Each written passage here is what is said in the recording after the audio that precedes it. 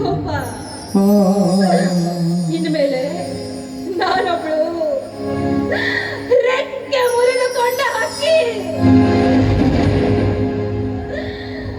ನನಗೆ ಈ ಮನೆಯೇ ಬಂಧನ.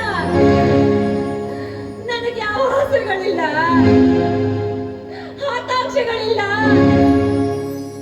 ಬಯಕೆಗಳಿಲ್ಲ. ಇಲ್ಲ ಇಲ್ಲ ಇಲ್ಲ.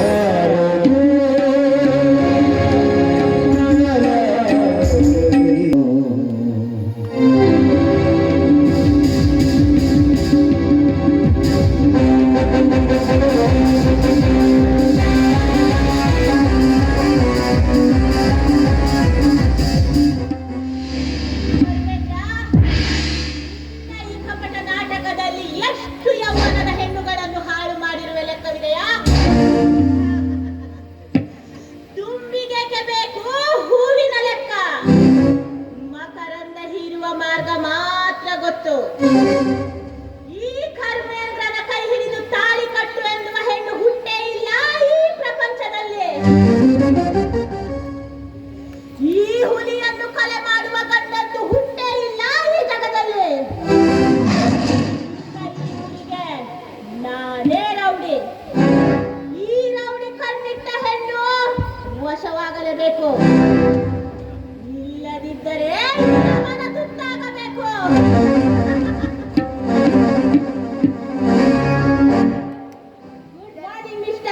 ಕರ್ಮೇಂದ್ರ, ಹುಲಿಯನ್ನು ಬೇಟೆಯಾಡಲು ಬಂದ ಬೇಟೆಗಾರ್ತಿ ನಾನು. ಅಷ್ಟು ಸುಲಭದಲ್ಲಿ ನಿನ್ನನ್ನು ಕೊಲೆ ಮಾಡ್ತೀನಿ ಅಂತ ಅನ್ಕೊಳ್ಬೇಡ ಮಿಸ್ಟರ್ ಕರ್ಮೇಂದ್ರ. ನೀನು ನಾನು ಹೇಳಿದ ಕೆಲಸವನ್ನು ಮಾಡಿದ್ರೆ ಸರಿ, ಇಲ್ಲವಾದರೆ ನಾನೇನ್ ಮಾಡ್ಬೇಕಪ್ಪ ಹೇಳು. ನೀನು ನನ್ನ ಕೊರಳಿಗೆ ತಾಳಿ ಕಟ್ಟಬೇಕು, ನನ್ನೊಡನೆ ಸಂಸಾರ ಮಾಡಬೇಕು. ಅಷ್ಟೇ ಅಲ್ಲ, ನೀನು ನನ್ನ ಹೆಸರಿಗೆ ಬರೆಯಬೇಕು. ಒಂದು ವೇಳೆ ನೀನು ನನ್ನನ್ನು ಕೈ ಬಿಟ್ಟರು ನನ್ನ ಹೊಟ್ಟೆಯಲ್ಲಿರುವ ಮಗು ನಿನ್ನ ಹೆಸರನ್ನು ಹೇಳಿ ಬರ್ಬೇಕಲ್ಲ. ಇದನ್ನೆಲ್ಲ ಮಾಡ್ತೀಯೋ ಅಥವಾ ನಿನ್ನ ಪ್ರಾಣವನ್ನು ನನ್ನ ಗುಂಡಿಗೆ ಆಹುತಿ ಕೊಡ್ತೀಯೋ? ರೊಚ್ಚಿಗೆದ್ದರಪ್ಪ ನನ್ನ ಕೊಲೆ ಮಾಡಬಹುದೇ? ಹೆಣ್ಣು ಒಲಿದರೆ ನಾರಿ, ಮುನಿದರೆ ಮಾರಿ ಎನ್ನುವ ಮಾತು ಸುಳ್ಳಲ್ಲ. ಕ್ರೋಧಿಗೆದ್ದ ಘಟ ಸರ್ಪದೊಂದಿಗೆ ಸರಸವಾಡಿದರೆ ನನ್ನನ್ನು ಕಚ್ಚದೆ ಬಿಡಲಾರ. ರೂಪ, ಎಷ್ಟೊಂದರೂ ನೀನು ನನ್ನ ಪ್ರಿಯತಮೆ ಅಲ್ವೇ? ನನ್ನ ಕೊರಳಿಗೆ ತಾಳಿ ಕಟ್ಟಬೇಕು ತಾನೆ? ಖಂಡಿತ ಕಟ್ಟಬೇಕು. ಹಾಗಾದ್ರೆ ನಿನ್ನ ಕೈಲಿರು ಪಿಸ್ತೂಲು ದೂರ ಎಸೆದು ಬಿಡು. ಅಷ್ಟು ಮೂರ್ಗಳು ಅಂತ ತಿಳ್ಕೊಂಡಿದ್ಯಾ ಮಿಸ್ಟರ್ ಕರ್ಮೇಂದ್ರ? ಹಾವಿನ ಹುತ್ತದಲ್ಲಿ ಕೈ ಹಾಕಿ ಚೇಳಿನ ವಿದ್ಯೆ ಕಲಿತು ಬಾ. ಅದನ್ನೆಲ್ಲ ಕಲಿತೇ ನಾನಿಲ್ಲಿಗೆ ಬಂದದ್ದು ಕರ್ಮೇಂದ್ರ. ನನ್ನ ಮೇಲೆ ಅಷ್ಟು ನಂಬಿಕೆ ಇಲ್ವಾ ರೂಪ? ಒಂದು ಸಲ ನಿನ್ನನ್ನು ನಂಬಿ ಮೋಸ ಹೋಗಿದೆ ಸಾಕು, ಮತ್ತೊಂದು ಸಲ ನಿನ್ನನ್ನು ನಂಬಿ ಮೋಸ ಹೋಗಲಾರೆ. ಹುಚ್ಚಿ, ನೀನು ನನ್ನ ಹೆಂಡತಿಯಾಗಬೇಕಾದ, ನಾನು ನಿನ್ನ ಗಂಡನಾಗಬೇಕಾದ. ನಂಬಿಬ್ಬರ ಮಧ್ಯ ಅಪನಂಬಿಕೆ ಬೇಡ. ಇವತ್ತಿನಿಂದ ನನ್ನ ಎಲ್ಲ ಕೆಟ್ಟ ಗುಣಗಳು ಸುಟ್ಟು ಹೋದವು. ಎಷ್ಟೊಂದರೂ ನೀನು ನನ್ನ ಹೆಂಡತಿ, ನಿನ್ನ ಕೊರಳಿಗೆ ತಾಳಿ ಕಟ್ಟಬೇಕು ತಾನೆ? ಸತ್ಯವಾಗಿಯೂ ತಾಳಿ ಕಟ್ತೀರಾ? ಹೆತ್ತವರಾಣೆ ಮಾಡಿಯೂ ನಿನ್ನ ಕೊರಳಿಗೆ ತಾಳಿ ಕಟ್ಟು. ನನ್ನ ಮೇಲೆ ನಂಬಿಕೆ ಇದ್ದಿದ್ರೆ ನನ್ನ ಕೊಲೆ ಮಾಡಬಹುದು. ಸತ್ಯವಾಗಿಯೂ ತಾಳಿ ಕಟ್ತೀರಾ ಅಂದ್ಮೇಲೆ ಮತ್ತ್ಯಾಕೆ ಕೊಲೆ ಮಾಡಿ? ತೆಗೆದುಕೊಳ್ಳಿ ತಾಳಿನ ಕಟ್ಟಿ. ವಿರಸದಲ್ಲಿ ನನ್ನ ಮನಕ್ಕೆ ವಿಷಾದ ನೀಡಿರುವೆ. ತಾಳಿ ಕಟ್ಟುವ ಮುಂಚೆ ವಿರಸ ಮರೆತು ನನ್ನೊಂದಿಗೆ ಸರಸವಾಡು. ಯಾಕೆ? ನಾವಿಬ್ಬರು ಒಂದಾದ ಸಂತೋಷದ ಈ ಶುಭ ದಿನಕ್ಕೆ. ಸರಿ, ನಿಮ್ಮ ಆಸೆಯನ್ನು ನಿರಾಸೆ ಮಾಡಲಾರೆ.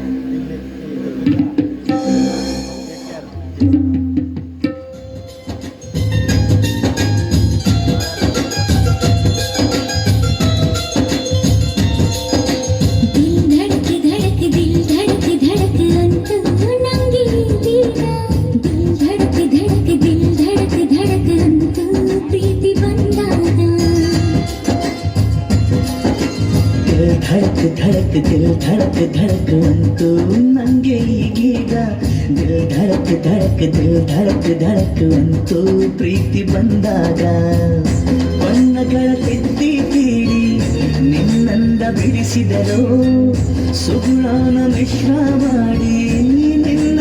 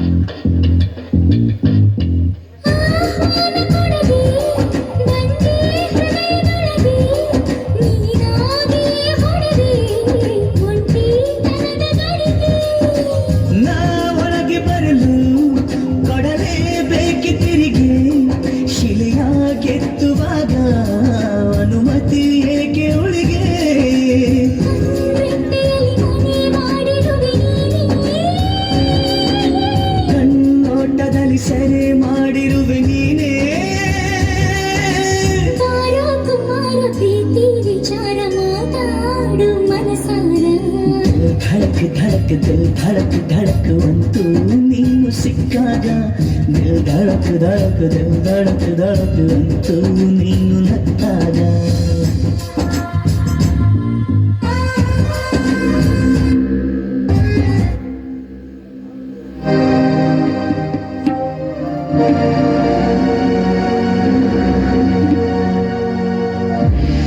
ಹುಲಿಯ ಬಾಯಿಗೆ ಸಿಕ್ಕ ಜಿಂಕೆ ತಪ್ಪಿಸಿಕೊಳ್ಳಲು ಸಾಧ್ಯವೇ ರೂಪ?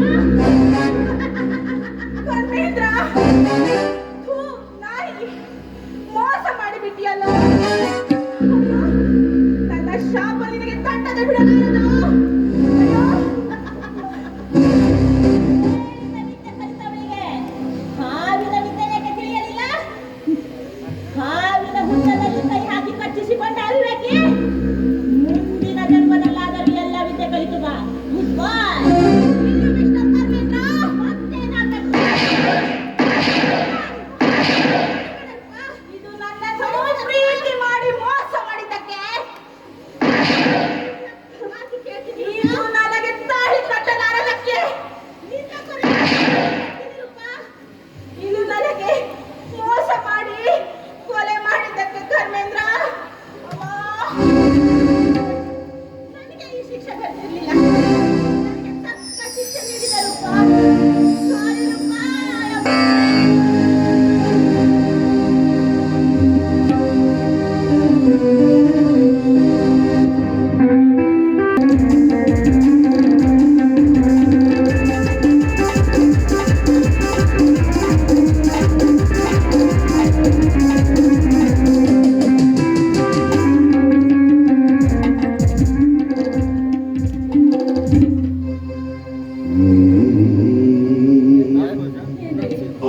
ಚೆನ್ನಾಗಿದ್ದೀರಾ? ನಿನ್ನ ಕೃಪೆಯಿಂದ ಚೆನ್ನಾಗಿದ್ದೇನಮ್ಮ. ನೀ ಚೆನ್ನಾಗಿರ್ಬೇಕೆನ್ನೋದೇ ನನ್ನ ಆಸೆಯಮ್ಮ. ಮಂಜು, ದಯವಿಟ್ಟು ಈ ತಾಯಿಗೆ ಕೊಡ್ಬೇಕಾದಂತಹ ಗೌರವವನ್ನು ನನಗೆ ಕೊಡ್ಬೇಡಿ. ನಾನು ನಿಮ್ಮನ್ನು ಎಷ್ಟೇ ಮರಿಬೇಕು ಅಂತ ಪ್ರಯತ್ನಿಸಿದ್ರು ನೆನಪೇ ನನಗೆ ಪದೇ ಪದೇ ಬರ್ತಿರುತ್ತೆ ಮಂಜು, ಪದೇ ಪದೇ ಬರ್ತು. ಭಾರತಿ, ಇನ್ನೊಂದು ಸಲ ನಿನ್ನ ಬಾಯಿಂದ ಇಂಥ ಮಾತು ಬರಬಾರ್ದು. ಬಂದಿದೆಯಾದ್ರೆ ತಾಯಿಯ ಮಗನನ್ನು ಕಾಮ ದೃಷ್ಟಿಯಿಂದ ನೋಡಿದಂತಾಗುತ್ತದೆ ಭಾರತಿ, ನೋಡಿದಂತಾಗುತ್ತದೆ ಭಾರತಿ. ಎಷ್ಟಾದ್ರು ನಾನ್ ನಿನ್ನ ಮಗ ತಾಯಿ, ಮಗ. ಮಂಜು, ನಿಮ್ಮ ಈ ತ್ಯಾಗ ಉಪಕಾರವನ್ನ ನಾನು ಯಾವತ್ತೂ ಮರೆಯಲ್ಲ ಮಂಜು, ಯಾವತ್ತೂ ಮರೆಯಲ್ಲ. ನಾನೇನು ಅಂತ ತ್ಯಾಗ ಉಪಕಾರ ಮಾಡಿರುವೆ ನಿನಗೆ? ನನ್ನನ್ನ ಪ್ರೀತಿಸಿ ಮದುವೆಯಾಗಿ ಪ್ರಥಮ ದಿವಸದ ದಿನದಂದೇ ಯುದ್ಧಕ್ಕೆ ಹೊರಟು ಹೋದ್ರಿ.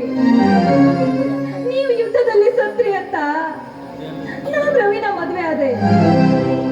ನೀವು ಯಾವ ದಿನ ನನ್ನನ್ನು ಬಿಟ್ಟು ಹೋಗಿದ್ರು ಅದೇ ದಿನ ಮರಳಿ ಬಂದ್ರಿ.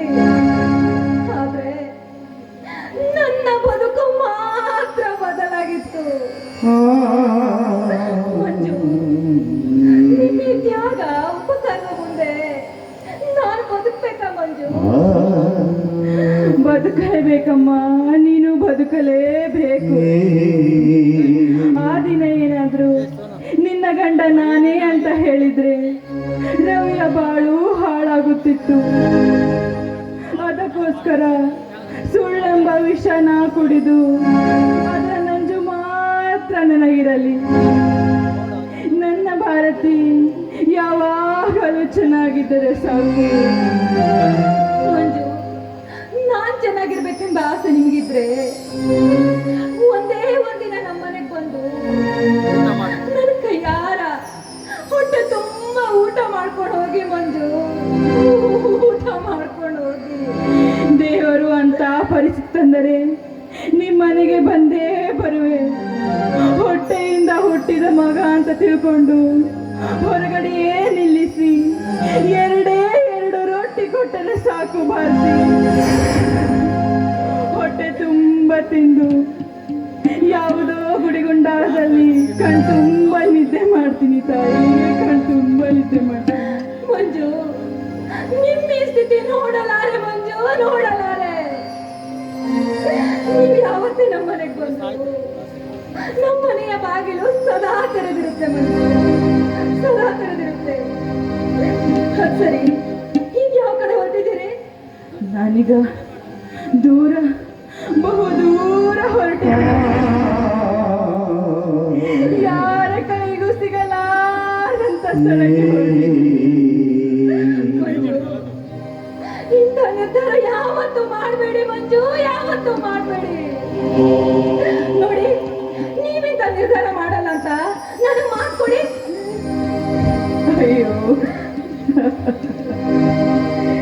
ಮಾತು ಕೊಟ್ಟು ವಚನವಿಟ್ಟರೂ ನಮ್ಮ ಹಣೆ ಬರವನ್ನು ಬದಲಾಯಿಸಿಕೊಳ್ಳಲಾಗುವುದಿಲ್ಲ ಭಾರತಿ. ನಾನಿನ್ನು ಬರ್ತೀನಿ.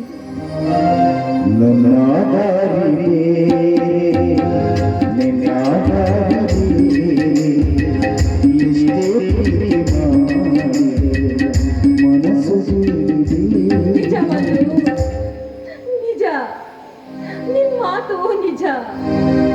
ವಚನ ಬಿಡಬಹುದು, ಅದೆಷ್ಟೋ ಹಣೆ ಮಾಡಬಹುದು, ಆದ್ರೆ ನಮ್ಮ ಹಣೆ ಬರಹವನ್ನು ಬದಲಾಯಿಸಿಕೊಳ್ಳಲು ಯಾರಿಂದಲೂ ಸಾಧ್ಯವಿಲ್ಲ ಮಂಜು, ಯಾರಿಂದಲೂ ಸಾಧ್ಯವಿಲ್ಲ. ನನ್ನ ಜೀವನ ಹಾಲಿಗೆ ಆಸೆ ಪಟ್ಟು ತುಪ್ಪ ಕಳೆದುಕೊಂಡಾಗಿರುತ್ತಂತಾಗಿದೆ ನನ್ನ ಜೀವನ.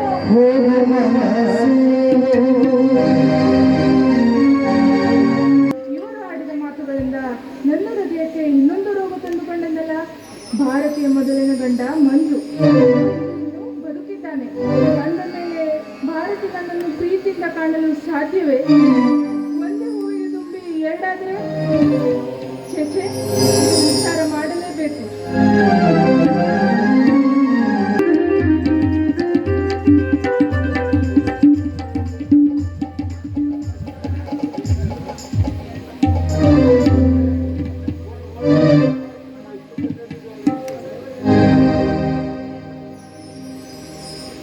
ನನ್ನ ಪಾದಗಳನ್ನು ಮುಟ್ಟಬೇಡ ಭಾರತಿ. ನನ್ನ ಆತ್ಮದಲ್ಲಿ ಒಂದು ಪ್ರಶ್ನೆ ಕಾಡ್ತಾ ಇದೆ, ನಾನು ಕೇಳಬಹುದಾ ಭಾರತಿ? ಕೇಳಿ ರವಿ, ನಿಮ್ಮ ಆತ್ಮದಲ್ಲಿ ಕಾಡುವ ಪ್ರಶ್ನೆ ಯಾವುದು? ಕೇಳಿ ರವಿ.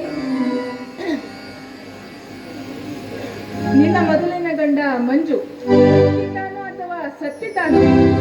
ನೋಡಿ ರವಿ, ನೀವು ನನ್ನ ಕೊರಳಿಗೆ ತಾಳಿ ಕಟ್ಟುವ ಮೊದಲು ಮಂಜು ಸತ್ತಿದ್ದು.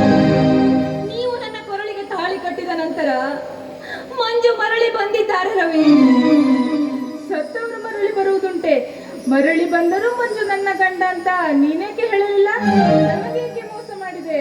ಇಲ್ಲ ರವಿ, ನಾ ನಿಮಗೆ ಮೋಸ ಮಾಡಿಲ್ಲ ರವಿ, ನಾನು ನಿಮಗೆ ಮೋಸ ಮಾಡಿಲ್ಲ. ಆ ವಿಧಿ ನನಗೆ ಮೋಸ ಮಾಡಿದೆ ರವಿ. ನೋಡಿ, ಈ ವಿಷಯವನ್ನ ನಾನು ಆವತ್ತೇ ನಿಮ್ಗೆ ಹೇಳಿದಿದ್ರೆ ನೀವು ಖಂಡಿತವಾಗಿಯೂ ಬದುಕಿರ್ತಿರ್ಲಿಲ್ಲ ರವಿ, ಖಂಡಿತವಾಗಿಯೂ ಬದುಕಿರ್ತಿರ್ಲಿಲ್ಲ. ನೀವು ನನಗೆ ಮೊದಲು ಹೇಳಿದ ಮಾತನ್ನು ನೆನಪಿಸಿಕೊಳ್ಳಿ. ಹೀಗಿರುವಾಗ ನಾನು ಯಾಕೆ ರವಿ ನಿಮ್ಗೆ ಮೋಸ ಮಾಡಿ?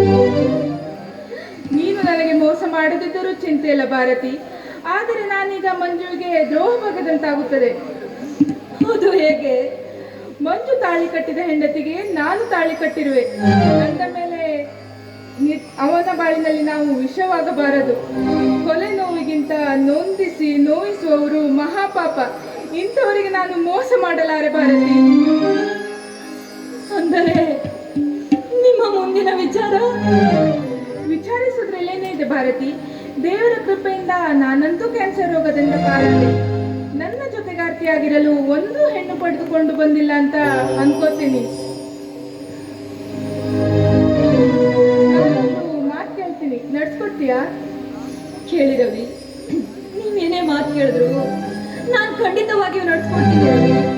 ನೀವು ನನ್ನ ಕೊರಳಿಗೆ ತಾಳಿ ಕಟ್ಟಿದ ದೇವರು. ಭಾರತಿ, ನೀನು ಪುನಃ ಮಂಜುನ ಹೆಂಡತಿ.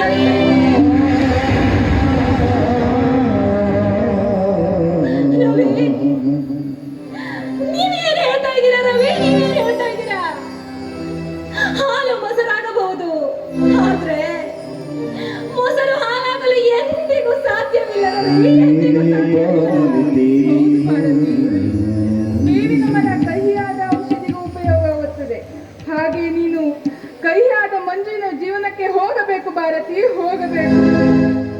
ಬೇಡ ರವಿ, ಬೇಡ. ನೋಡಿ, ನಾನಿಲ್ದಿದ್ರೆ ನೀವು ಖಂಡಿತವಾಗಿಯೂ ಬದುಕಲ್ಲ ರವಿ, ಖಂಡಿತವಾಗಿಯೂ ಬದುಕಲ್ಲ. ಹೇಗಿದ್ರು ಮಂಜು ಕೇಳ್ಕೊತೀನಿ, ನೀವು ನನ್ನ ಕೈ ಬಿಡಬೇಡಿ ರವಿ, ನನ್ನ ಕೈ ಬಿಡಬೇಡಿ. ಭಾರತಿ, ನಿನಗೆ ಇದು ಅರ್ಥವಾಗಲ್ಲ. ನಾನು ಹೇಳಿದಷ್ಟು ಸಿದ್ಧಳಾಗು. ಬೇಡ ರವಿ, ದಯವಿಟ್ಟು ನನ್ನ ಮಾತು ಕೇಳಿ ರವಿ. ನೋಡು ಭಾರತಿ, ತ್ಯಾಗ ಮಾಡಿದವರಿಗೆ ತ್ಯಾಗ ಮಾಡಲೇಬೇಕು. ಆಯ್ತು ರವಿ, ನೀವು ನನ್ನನ್ನ ಎಲ್ಲಿ ತಲುಪಿಸ್ಬೇಕೆಂತಿದ್ದೀರೋ ಅಲ್ಲಿ ನಾನು ಖಂಡಿತವಾಗಿಯೂ ತಲುಪಲ್ಲ ಅಂತ ನನಗೆ ಆತ್ಮಸಾಕ್ಷಿ ಇದೆ.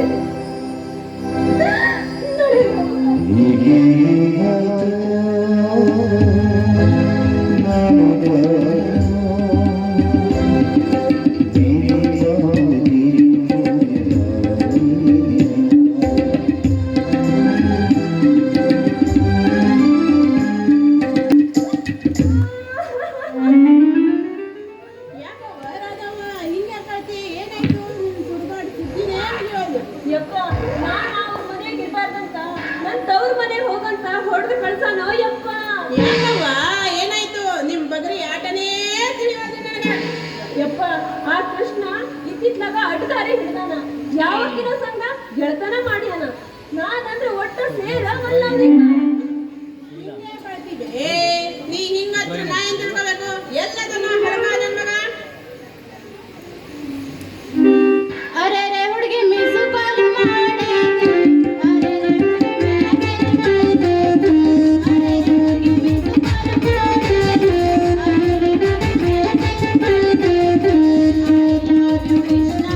ಅರೆ ರೇ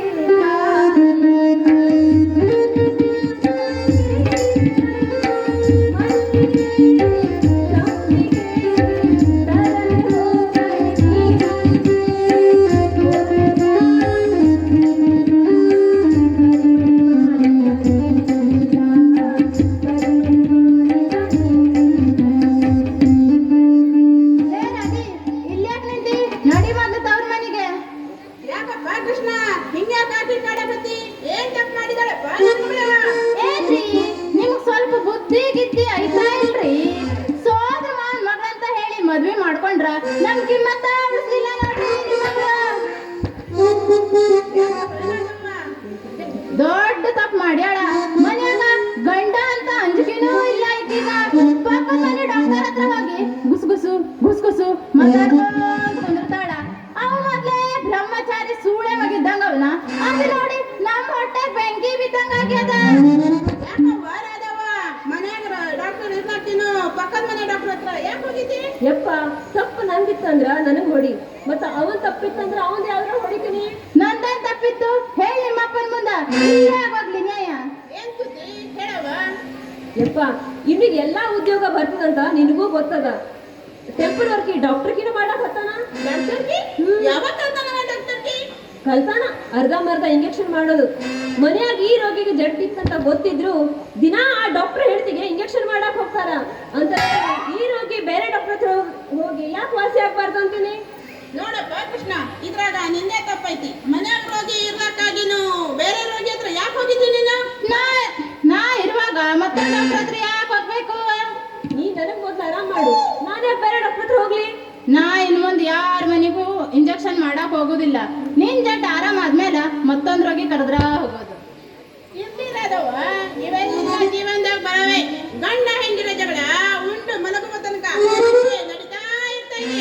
ಯಪ್ಪ, ಗಂಡ ಹೆಂಡಿರ ಜಗಳ ಉಂಡು ಮಲ್ಗೋ ತನಕ ಅಂತ ನೀ ಹೇಳ್ತಿ. ಮೊದ್ಲು ನಮ್ಮ ಮನ್ಯಾಗೂ ಹಿಂಗ ಇತ್ತು. ಆಮೇಲೆ ಉಂಡ ಮೇಲೆ ಜಗಳ ಶುರುವಾಗ್ತಿತ್ತು. ಇತ್ತಿತ್ಲಾಗಂತೂ ಉಣ್ಣೋಕ್ಕಿಂತ ಮೊದ್ಲನ ಜಗಳ ಶುರು ಆಗ್ತದ. ಏನೇ ಅನ್ಮಾಮ, ಇತ್ತಿತ್ಲಾಗ ಅಡ್ಗೆ ರುಚಿನೇ ಬಾಯಿಗೆ ಬರವಲ್ದು. ಅದಕ್ಕ ಜಗಳ ಆಗೋದ್ ನೋಡು. ಒಂದೇ ಅಡಿಗೆ ಬಹಳ ದಿವಸ ಆದ್ರೆ ಹಂಗೆ ಆಗೋದು. ಮತ್ತೇನ್ ಮಾಡ್ಬೇಕು ಮಾವ? ನೋಡ ರಾಧವ್ವ,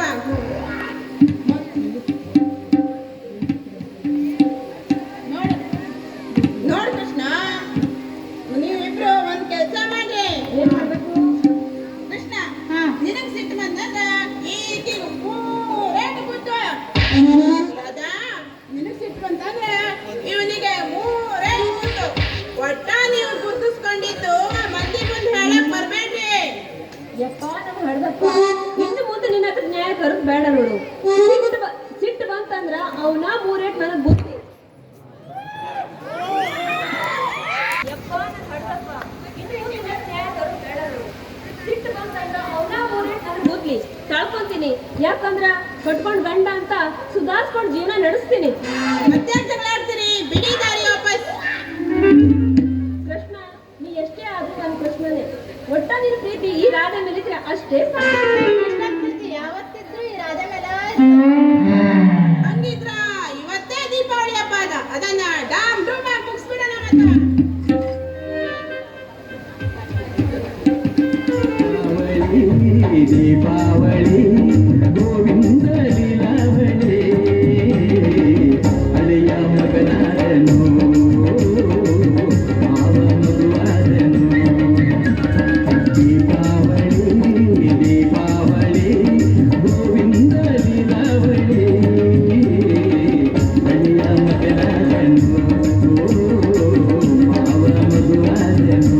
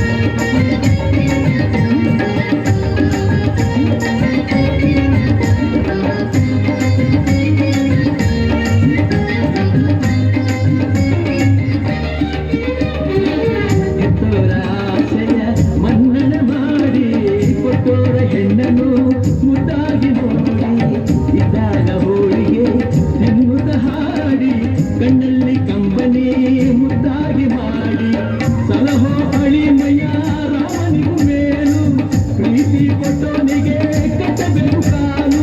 ಚಂದನಲತ್ತಿ ಮಲ್ಲಿಗೆ ಸುತ್ತಿ ಮನೆ ಮಗನಿಗೆ ಆರತಿ ಎತ್ತಿ ಹಾಡು ಬಲವಾಯಿತು ಇರುಳು.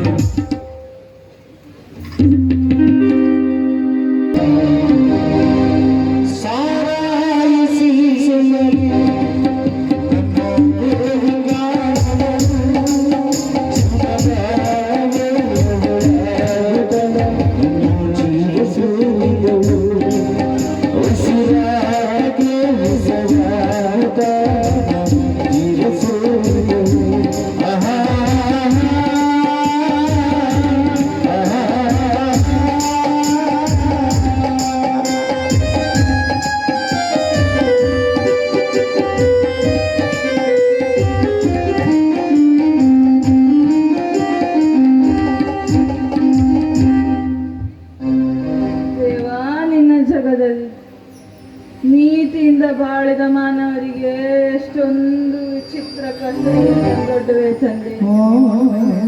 ಭಾರತಿ, ನನ್ನ ಭಾರತಿ, ನನ್ನ ಹೆಂಡತಿಯನ್ನಾಗಿ ಯಾಕೆ ಮಾಡಿದೆ?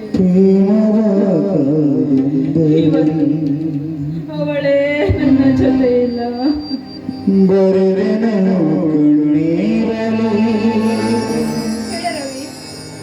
ದಯವಿಟ್ಟು ಬೇಡ ಅಂತ ವಿಚಾರ ಮಾಡಬೇಡಿ. ನೀವು ನನ್ನ ಕಳ್ಕೊಂಡು ಖಂಡಿತವಾಗಿಯೂ ಬದುಕಲ್ಲ ರವಿ, ಖಂಡಿತವಾಗಿಯೂ ಬದುಕಲ್ಲ.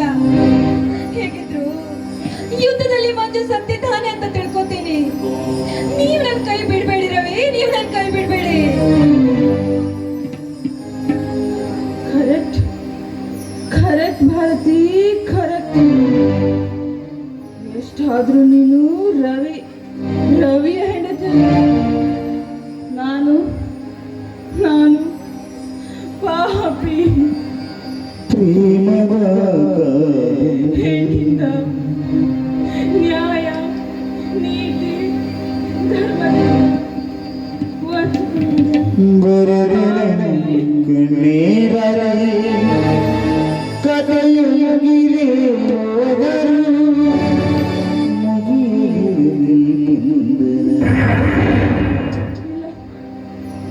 ಭಾರತಿ ಇಲ್ಲದ ಜೀವನ ನನಗೆ ಬದುಕಲು ಸಾಧ್ಯ.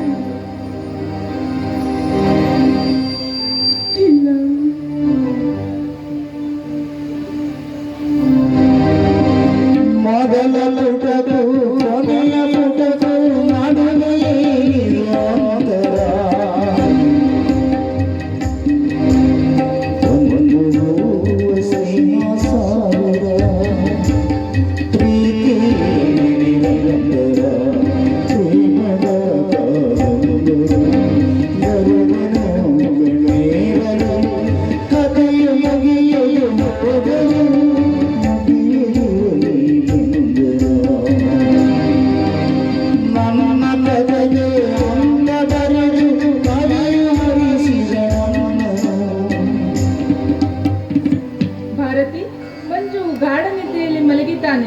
ಅವನನ್ನು ಎಬ್ಬಿಸು.